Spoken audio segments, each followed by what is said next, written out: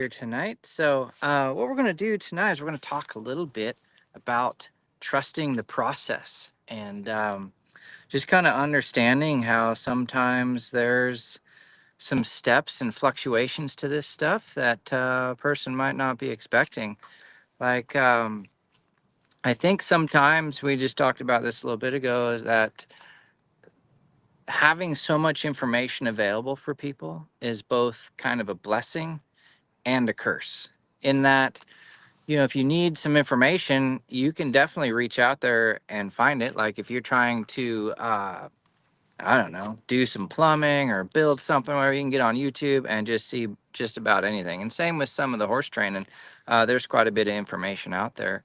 But then it almost gets to the point where it's like, there's almost too much information. And so I think sometimes people just get a little bit confused. Like, maybe you have a person on there that's really great at sharing stuff, um, but they've only done it a couple times. Like I've been looking up some construction videos lately, and some of the most popular videos on there are guys that are doing stuff, but during the video, they're like, I've never done this, but I'm doing it and I'm filming it. So you look at the process and you think it's good and it looks good, but in reality, if there was a person on there who's done the same process 1,000 times, they probably are going to have a few extra pointers because they're not learning as they're going anymore. For the most part, they've already done all of it. And they're like, hey, I made these mistakes my first 10 times. Don't do this, don't do that, don't do this. But the guy that's just doing it for the first time, obviously they're going to run into some errors no matter what they do because there's a process to it for sure. So I think with people, a lot of times too, with their horses, they get to a certain point and once you understand like how a horse learns, this happens very rarely, but until you understand that, a lot of times what'll happen with horses is right before they get good, they'll almost be at their worst because it's almost like it's the final straw before the horse makes the breakthrough. It's almost like you are trying to communicate um, the right choice with the horse, and they're trying to figure out to make a decision. And so they're going through all the process, like, okay, should I try this? No, that didn't work. Should I try this? No, that didn't work. Should I try this? No, that didn't work. And maybe there's like five options. Okay, but this last one is just like they just stick their foot down, like, surely it can't be that one. But because it's the last option, sometimes the horse will just get worse. He's like, well, surely it's not that one. And they'll kind of go through a little bit of a crisis. So then a person's like, oh man, this is getting so bad, I should just quit. And I'm not saying you should be muscling through and making things happen, but sometimes that's just part of the process. The horse will not understand things. And then right before they make a huge breakthrough, sometimes there's the most confusion. But that a lot of times is the warning that it's going to get good. I think of it like this. Like, let's say there's two people and one of them's like, they take the car keys and they set them on the kitchen counter. Okay. And then another person's like, hey, where's the car keys? And you're in a different room now. And they're like, oh, I just threw them on the counter. They're there. Okay. Well, then in amongst this time, somebody else, a third party, maybe one of the kids or something, picks the keys up and moves them to another room. So they're no longer in the kitchen. So the person that's saying that they're on the counter is now wrong.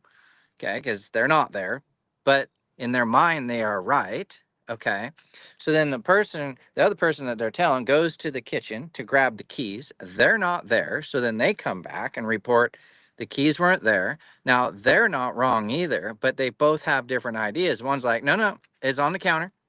And the other person's like, no, they are.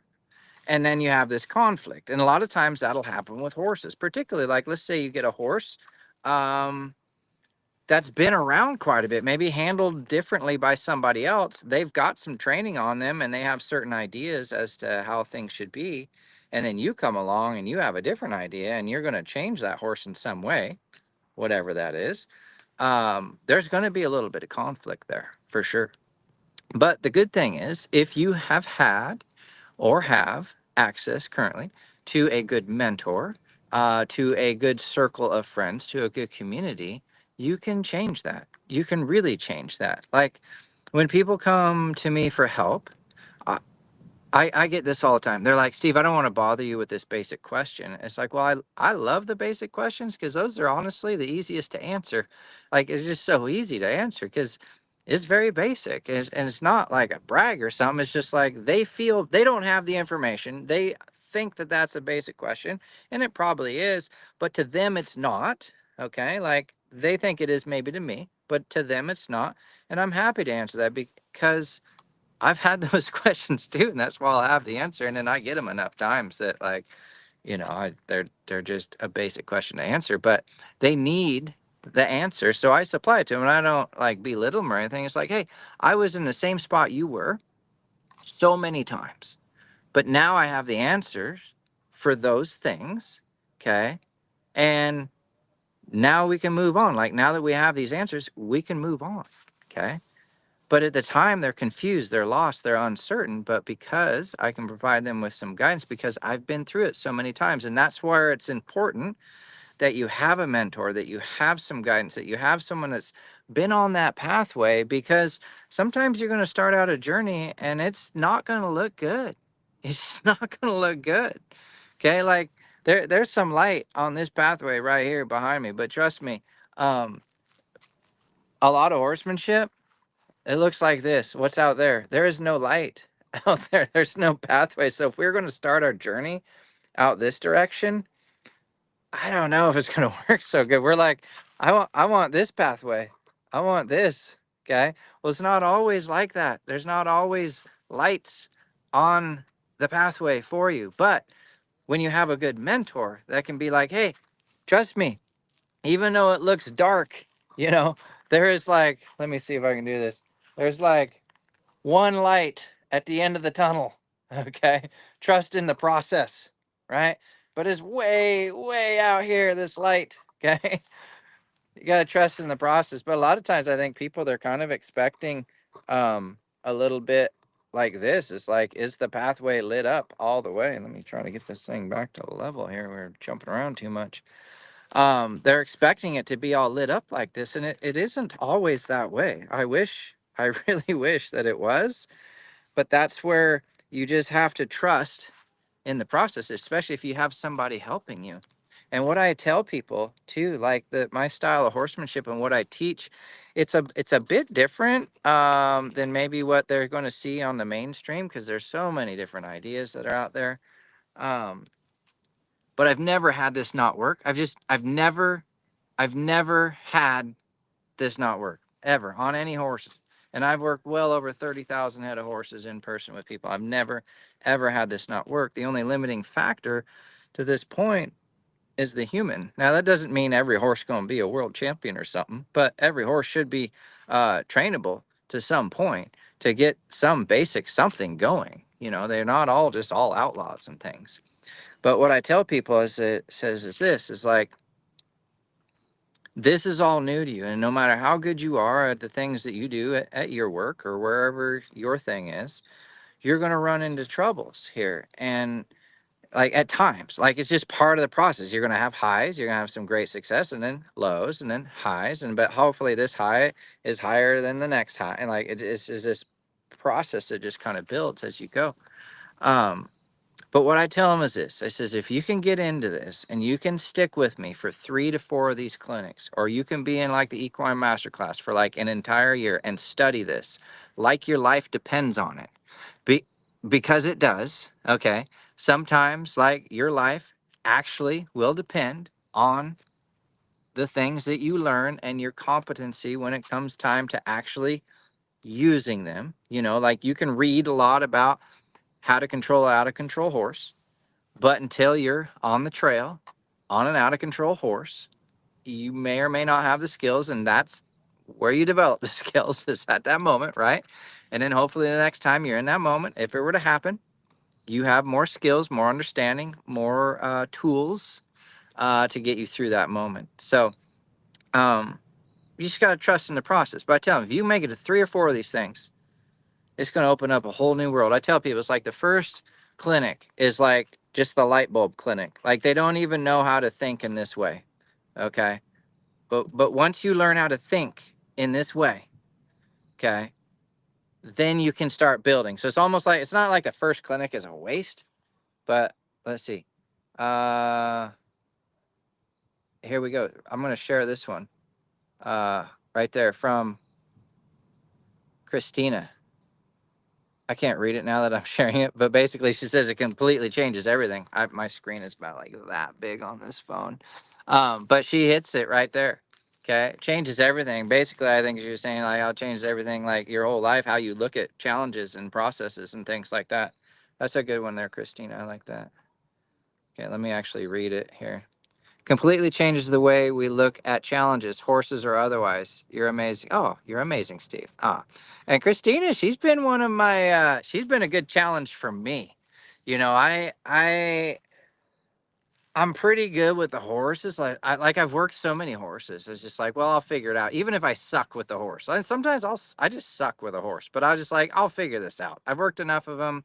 Even if I have a sucky day, I'm like, I'm just gonna pick this up tomorrow. I'll figure it out tomorrow. Like I'll figure it out. But people are a little different sometimes. I feel like some of them are I don't know, they just think differently. Maybe they're emotional, maybe they've had past trauma, maybe they've had past successes or whatever has led them there. There's just a little more to deal with. And I haven't actually studied people and how to work with them. It's mostly just been trial and error. And it's been fun. Like I look at it as a good process. Like when I have people like Christina come along that kind of challenge me a little bit. I enjoy the process because I'm like, not only am I, learning about the horses more, which I'm always wanting to learn more, I'm getting to learn about the humans as well and the process between the both. And I think Christina has made huge changes over the last couple of years with her horse. And it's been really cool to see. She's really come along strong. But if I look at it, and Christina probably has the number here for me because I'm not keeping track of the exact number. But I bet Christina now is sitting at around 4 uh, clinics slash camps that she's attended, maybe a little bit more. But I know for surely she's past the 3 mark. And my point is this: whether it's 10 or not, I don't think it's. I think it's just like 3 or 4 or 5. But maybe Christina, you can put the number in here. Um, I do have a horrible memory about some of that stuff. I understand the process we've been through. But my point is this: once you start getting to that 3, 4, 5 mark, things start to happen. So I would guess that her number is no more than probably 6 or 7, but it's probably around 3 or 4. We'll see if she pops it on here and if I can actually see it. Knowing how to form a plan does appear when you need it. There, I like this. So that's a great comment right there. But you have to be like boots on the ground, right? You have to be doing it, and then you will find these things. That's so great. Um, I learn more at every clinic and camp. It's a progressive journey. Yeah, Rosie said that there. I learn more at every camp. It's a progressive journey for sure. I actually just reposted one of your testimonial videos, Rosie. It's such a good one. It's such a good one. And I have probably, I don't know, I have hundreds of testimonial, hundreds, probably thousands of testimonial videos, but I've only edited like, I don't know, 10 of them or whatever. So we replaced some of them, but that's a good one that you have. I need to get an editor on board, get some more of that stuff going. Uh, ooh, this is a good one. Horses. How do I? Okay. Horses are unpredictable in moments that happen. I appreciate the skills I have learned at your clinics, camp, and online courses. Hep had a moment this weekend, but I knew what to do. Something to work on with confidence. I love that. Oh, there we go. Okay, so she's Christina's been here just long enough now too. She said 2 camps, 4 clinics. Or sorry, yeah, 2 camps, 4 clinics. Okay, and we're gonna show this comment from Karen. But so she's at 6. She's at that sweet spot, and I really feel like, the last time or two that I've seen Christina has been the biggest transformation. So let's say she's at 6. Okay, I feel like at 5 and 6, if those numbers are true, even if it was 4 and 5, that's right on time for the evolution. And I know she struggled on the 1 and probably the 2. Those things kind of hit kind of hard, like emotionally, mentally, physically, whatever. Like it's a process. But if you trust in the process, I guess is what I'm trying to talk about tonight. Because it's not always going to have this super nice lit path here tonight. Okay. You're going to have road bumps. Like tonight, I'm trying to film. I'm out on location somewhere else off the ranch, and I had to move set here. It's like shit, there's people around and whatever, so I'm just kind of making this work, but trust in the process. It's like I'm going to make this work tonight. I may have to go clear out on the edge of the property where nobody is, but I'm going to make this shit work tonight because I've got an obligation to you guys. And I feel the same way with my horse sometimes, and you guys hopefully feel the same with your horses. Is you've made a commitment. You've made like even if you're not like I'm going to train this thing to be a world champion, like you've bought the horse, you fed the horse, you've housed the horse, you've got a trailer for the horse, probably you got a truck for the horse. You like there's certain levels, like you are committed here, whether you're committed to train the thing or not. You are way up here on commitment level to this animal. Okay. And some of you also are committed in the training process. So it's like you're in here. So like just keep going and just take those bad days. Just take them. It's part of the process. But you know what? You can't have, if you're not doing it, you can't have a bad day if you're not out there. So the people that are like, oh, it's just always perfect. It's always roses. My first thing is, I don't think they're out there very much. Like, if it's always good, if it's always good, I don't I don't think they're out there. And if they are out there, they're not doing much. And I'm not criticizing them. I'm just saying if you're really, really trying to build a horse, it's not always great. That doesn't mean it's horrible, but you're just like, man, I hope we don't have that day like that again. Right? Okay. Cheryl says every clinic and camp has built on the one before, changes everything in our partnership. Well, that was a good one, Cheryl. I like that. Very good. Whoop, let me hit the button one more time here. There you go. That's what Cheryl had to say here. I think is that Cheryl's comment on there? No, that was Alicia's. Let's see. Man, this thing jumps around pretty quick. Hold on. Alicia probably had a good one too, but there, this one from Cheryl. I don't know if you guys can read those or not. If it's as small as it is on my phone right now, good luck. I could read that if I tried once it's up on the screen here. So that was a good one. Let me check down here on what I'm going slow with Remy, but I'm trusting. Atta girl. Don't forget to swing the pendulum, Tammy. Swing the pendulum a little bit. Let's see. What did Alicia had to say something here? Had a super struggle with Oki today. Dig deep for something good to end on. Dug into equine masterclass tonight and have some plans to aim for tomorrow. Grateful for the EQMC. Awesome. So that's good. So she struggled a little bit today, but the cool thing is Alicia's out doing it because it wasn't that. Correct me if I'm wrong, Alicia, but I feel like a year ago, for surely 2 years ago, we wouldn't be in this predicament because you wouldn't have been out working with that horse. Right? Would we agree on that? So, because she's got boots on the ground and she's working on progressing forward and trying to get things figured out, she had a day today. She's had some good days, but she had a day today. But then she reviewed some resources and off she's going. So, and she's looking forward. That's the thing too. And this is the cool part about that comment. What Jamie or what Alicia said is have some plans to aim for tomorrow. You see, so I love that. Like, and that's what builds my confidence in this program is I've been through it so many times. I know if I have a bad day, it's probably going to be great tomorrow because me and the horse don't want to repeat it. And I just understand that there's certain steps that need to be made and it's going to come through. So the only time really there, like say Alicia would fail right now is if she quit. That doesn't mean she won't struggle tomorrow at all. But she's like, I got some tools. That's so cool. I love that part. I got some tools and I'm looking forward to it. Yeah. Jamie's like, it's a roller coaster. You know that. Okay. Let's see. Uh, Tamara, you can't have a bad day if you're not out there. Yeah. Ooh, wow. Came up a horse, not bad, luckily. That's good. We both just kind of looked at each other. I stood up and got back on. I love Those type of dismounts. Tomorrow, that can be tough, boy. Anytime you start hitting ground, I feel like this. If you hit the ground after about 25 years old, there's some risk in it. Yeah, there's always risk no matter what, but you get over 25, the body don't curl and crunch and bounce like it used to. So if you're coming off and you're walking away, I think you're doing awesome. Karen, Rusty played an Arab attitude, so I made him run and run. Worked great. Good, good, good. Terry's like, that's a win. Cool, Alicia. Good. 53. Yeah, you don't need to be dismounting.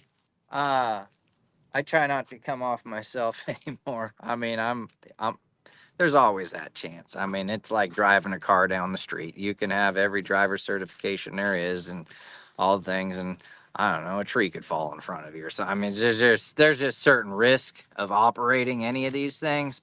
But what we're trying to do here is minimize it for sure. And when things like that happen, like I just evaluate it. I don't let it bother me. I'm just like, okay, what led us to that dismount? You know, was it a tack issue? Was it a warm up issue? Was it a wind issue? Whatever the thing was, and I just analyze it, and then I'm like, okay, what can we do to kind of, as we head towards this path the next time, divert that a little bit? And you're not always going to have that answer, but hopefully you find something like that, and then so it doesn't happen again. But that's how you have to be there to get your attention. And honestly, a lot of people that I work with, they're not necessarily the people that are like, oh, I want to go get a riding lesson and I don't know who. And then so they Google me and they show up. I don't tend to get like those people. And I don't know what's going on out there, but I feel like I get a lot of people that are like, you know what? I've tried everything. And I feel like you're the guy that can get things done that nobody else can. So I'm here. And this is my last shot. Okay. So that I feel like not everybody that comes through there, but I feel there's a lot of people that are like, man, this is it. And if this don't work, we get so many of them. Yeah, 67, the ground's way farther down.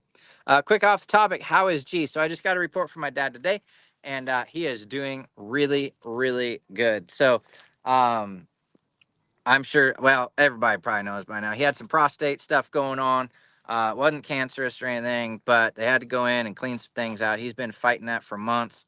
And we were just a little nervous about maybe side effects or whatever that could be happening. But anyway, he went in and he's not out of the woods yet by any means, but he went in for his checkup today and things are looking real good. So I'm hoping that continues that way. He still has to rest up, heal up, but it's not like life threatening or whatever. So that's all good. That guy's strong as an ox. I just hope that someday I'll be as strong and tough as that guy. Holy smokes, he is just it's incredible what that man gets done all the time. He just keeps marching, keeps trying, and just like I know there's things that he has to deal with, but like he seems to bounce and move forward more better than most anybody I've ever known. And I know a lot of people.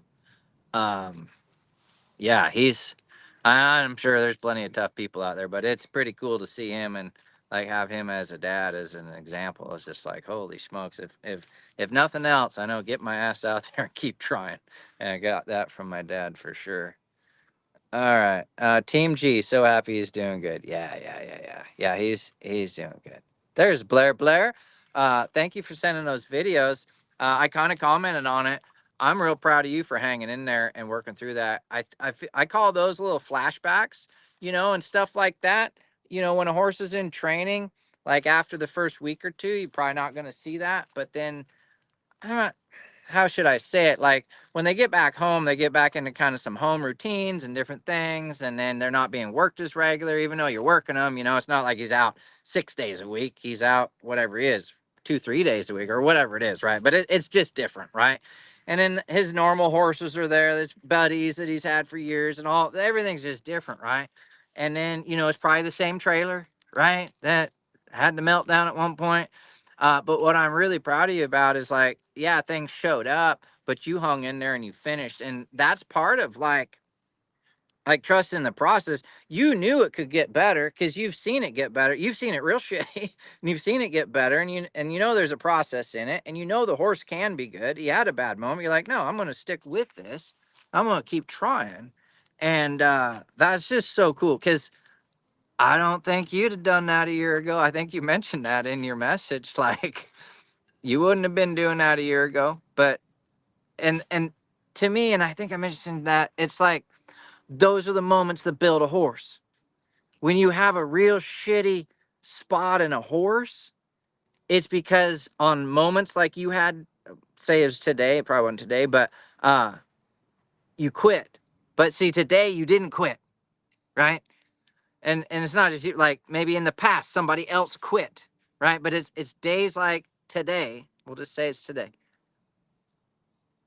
You can transform the life of that horse. Most people would quit, right? But today you didn't. All right. That changes everything. Does that mean he'll be perfect tomorrow? No. But the odds are higher. And he now knows, too, that we can't have a totally shitty day at the trailer anymore with Blair. Because Blair going to follow through. Okay. That, I like that. And if people don't get anything else out of any of this, and I'm not talking about tonight, about the whole process that we work through, if you can do what Blair did with that horse at the trailer loading, you will be successful. Okay. It was a struggle. Things went up and down and sideways, whatever, but it finished good. And just that mental mindset, that emotional, like solitude, just stay with it and not let all the outside stuff and just stay with the process. No matter how messy that looks, it's going to come through for you in the long run. So I'm proud of you, Blair. Proud of you. There's so many people I'm proud of on here. It's good. I'm glad you guys hang out. Last resort, Wendy. She's like, I, you guys have probably heard this one. Um, there was I. Let me read a few of these. So back to Wendy's comment where she says, "Let me put it on here." She says she came to me as a last resort, right? And we were talking about some of these folks that way. So, um, some of you've probably heard this. I'm just going to read some of these comments. Stay in the saddle, working with a very green 8-year-old Arab. She will buck as soon as I ask for. Oh, so Gail, on stuff like that, I mean, if you want to stay on, sure, but if they're straight up going into the buck there, I work that stuff out on the ground for sure. I might even go so far as to like put weight on that horse, like. I use ATV tires, and I'm not sure if that's going to help you or not, but we strap ATV tires on horses like that. Just they're not massive, but they're a good size ATV, right? They're probably a couple feet across, not like 3 or 4 feet. They're just a couple, and they don't maybe weigh as much as a rider, but they're, I mean, you're putting 60, 80 pounds on there, whatever it is, and then they bump around. And boy, if that horse wants to be an asshole, he probably will be with those tires. And guess what? You don't have to be on them. So then they can work through some things and learn to just tolerate and manage. And I'm not saying just strap shit on a horse and tell them to deal with life. Like we prep them, but eventually it's like, look, my body's not going to be on there when your first attempt at dealing with life. Those tires or something else. Could be a feed sack or whatever you're comfortable with, but something that kind of resembles a human that's definitely not a human. Okay. For certain things. And then I'll get on. Okay. And when I say I get on, I normally send an intern, but okay. Terry replying to Gail. Mine's Arab as well. uh okay, I think she was bred like a mule. Oh my god. Rachel rode Punchy for an hour yesterday. Whoa. See whether we could quit on a good note.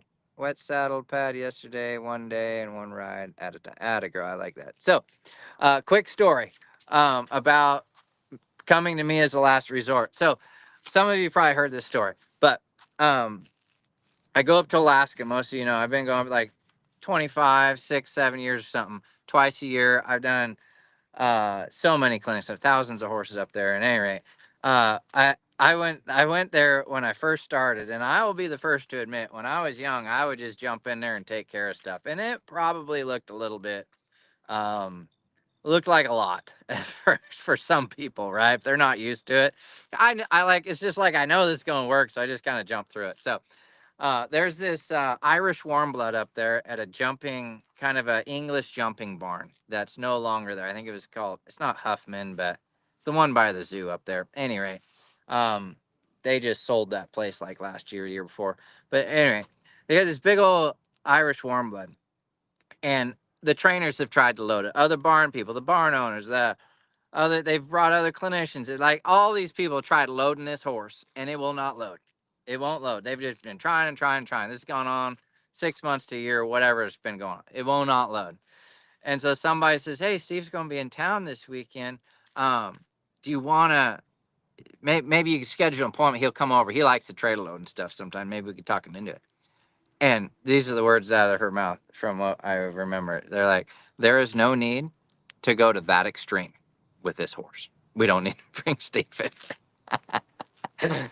Oh, it's hilarious. There's no need to go to that extreme. Guess who was there loading that horse though? After a while, that was me. Like I went and loaded that horse. A few days later, they finally folded and they came in and they did that. So, um, the main issue though, this horse, he was pushing. He was at least 17 hands. Do you think they had a 17 hand warm blood trailer for this thing? No. They had like this 2-horse inline rickety old thing that, I mean, you barely fit a standard size quarter horse in, and they were trying to fit this warm blood in there. And I was just like, you have got to be kidding me. So anyway, I'm going to get off of here. I just want to reach out to you guys and say, hang in there and trust in the journey. Who else we got? I did just spook. It's like, I thought I found the spot. Whoa. So, all right. Well, I'm going to get going. Thank you guys for tuning in. I've been trying to, oh, what's windy? I had a sketchy ride with Ranger on Saturday. I used my tools. He kept his shit together, rode on Sunday, hip, body work identified a rib, a hip, shoulder out of place. Good. Well, hopefully that fixes him up there too. Sometimes that stuff can affect him, depending on how achy it is. I still tell him, like, look, whether you're sore or not, um, like, don't be trying to buck me off just because you hurt. Otherwise, like, I'm not hard on you when I hurt. So, but I know that's hard to get across to him sometimes. So, all right. Hello from Tel Aviv. We are all watching you here on a big screen at Cafe. Oh my God, I love that. So we have some YouTubers in the house. Tel Aviv, Israel. Oh my God. Well, welcome to the live feed. Unfortunately, we're going to end this here shortly, but I think unfortunately the YouTubes take forever to upload. But if you guys want to see more stuff like this, I've been doing a whole bunch of lives lately. So if you go to my channel at Horse Teacher when I get off here, I don't even. Why are you guys watching this? That's hilarious. Tel Aviv. Who knew? Do you guys ride? Do you guys ride Arabs over there? What do you guys ride in Tel Aviv? I love that. Okay. Well, half of them saying goodnight, so I promise it. Thank you for your feedback. You bet, Gail. Yeah, I'm not saying go strap stuff on, but I'm just thinking in my situation, if they're that bronky, if he's just like kind of crow hopping, whatever. But if you're kind of like, he might pitch me off, I like him to try to pitch something else first, other than me. That's for sure. All right. Well, I'm out of here. You guys have a great night. Thanks for tuning in. Apparently clear from Tel Aviv on the YouTube side. All right. Who knew? All right. You guys take it easy, and we'll catch you again later. Have a good night. Remember, trust in the process.